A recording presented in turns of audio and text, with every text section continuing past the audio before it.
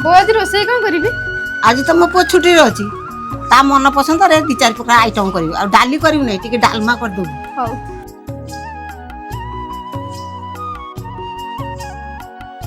पूजा हां कौन करुछ? ए भात बसौथिली। तुमको गोटे कथा पचारि हां पचारना। गोटे पुओ गोटे झील को केते छाड़ी दिए?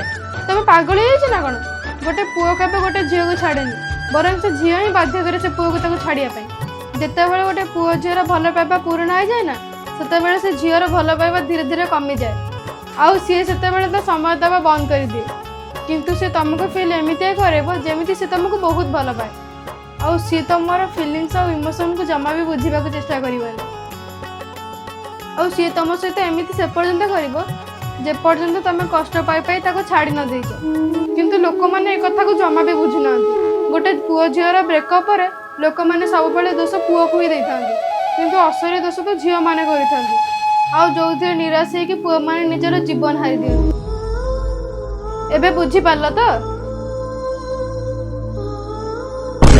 झील मैंने एमती पुओ मान सहित कौन पाई करती भल पाई जीवन सारा जदि सांगे रहिबार नहीं ताले भल पाइबार नाटक करंतु नहीं।